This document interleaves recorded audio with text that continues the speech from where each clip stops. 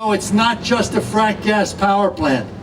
The intersectionality of the failure of every institution in this country, which is either failing of its own internal contradictions or being torn apart by this administration, so that we have no interface between us as citizens and the people in power. The only way to get their attention is to resist. That resistance necessitates a certain amount of pain and suffering. I read a very depressing little statistic. If you really want to make a difference on the planet as far as climate is concerned, recycling, not driving an electric car, not driving at all, everything, those little things that you do count for very little. Do you know what has the most impact in reducing our carbon footprint? No, unfortunately it's not. I was real surprised. It was actually fourth. This is what it is. Don't have children. One child releases 58.6 metric tons of CO2. Can you believe that we are saying to the people of this world that in order to be able to live in it, you have to give up your children? That's what it's come to. That's what they're going to ask us to do. This kind of demonstration, when it actually makes, when those corridors in there reverberate with our cries of stop CPV, the policemen that are over there will be in your midst because you will be effective. That's where it's got to go. We are here today for one very simple reason. The gas drillers want to frack us. The pipeline companies want to FERC us. And too many government officials want to forget us. Well, we're here to say to Governor Cuomo, don't frack us, don't FERC us, and certainly don't forget us. Instead, free us. Free us from the threats and harms of Millennium and CPV. Free us from a dependence on dirty fossil fuels. Free us from a doomed path towards the most severe impacts of climate change. Free us with the clean energy future that will protect our air, will protect our water, and will protect our very lives. Free us by using your authority, Governor Cuomo, to say no to Millennium and CPV because it is our right.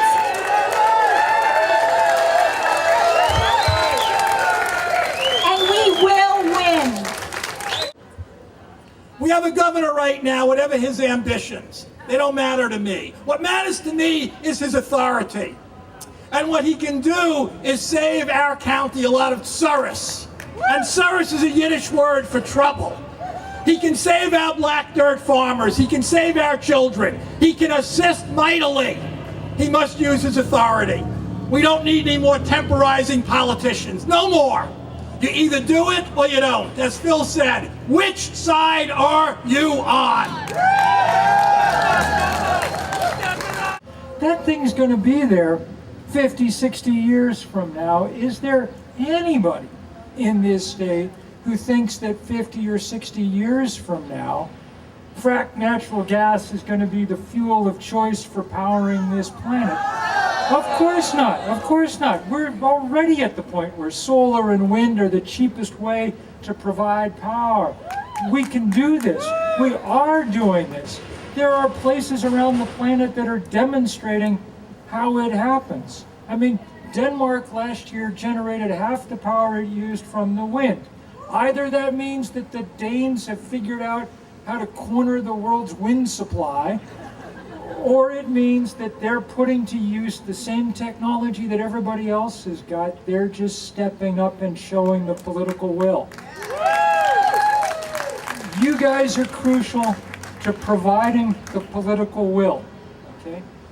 Politicians, well, Politicians, in a sense, are like windmills, or they're like weather vanes, you know? If the wind blows hard enough, then that's the direction that they will point. And our job is to be that wind. Right? Now, the other guys blow pretty hard because they've got lots of money. Right? And left to its own devices, money wins every time. Our job is not to leave it to its own devices. Our job is to be there each day and every day, pushing just as hard as the people who get paid to push in the other direction. It shouldn't have to be that way. Those who say, well, there's nothing that can be done, it's all over. I want you to remember a person who served this state as a senator. He was someone who was revered nationally. I'm speaking of Senator Robert Kennedy.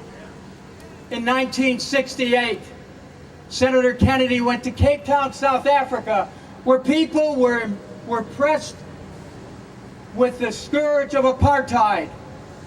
And these young people at the university he spoke to did not believe that it was possible that there could be another world out there other than one that discriminated against people based on color, other than one that created a two-class society based on color. And Senator Kennedy saw their skepticism. And here's what he said to them. And this is something that I would urge all of you to remember, because it's some of the most important words spoken by a public official. He said that each time a man or a woman stands up for an ideal, acts to improve the lot of others, or strikes out against injustice, he or she sends forth a tiny ripple of hope. And crossing each other from a million different centers of energy and daring, those ripples can create a current which can sweep down the mightiest walls of oppression and resistance. That is our commitment. There is a new America rising, and we are being heard here in Albany. Thank you very much. Tell me who you are and why you're here today. Yeah, my name is Pramilla Malick. I'm with Protect Orange County. And why are you here today? We're here to urge the Governor Cuomo to be a real climate leader and a community protector and reject the permit for the Millennium Valley Lateral Pipeline. The last permit CPV needs to become operational. CPV is a massive 650 megawatt frac gas power plant. One of his closest aides was caught taking bribery money. They used to call it ZD. We've got boxes of ZD here. Our message to Cuomo is take back the ZD and give us back our air, our water, and our children's future.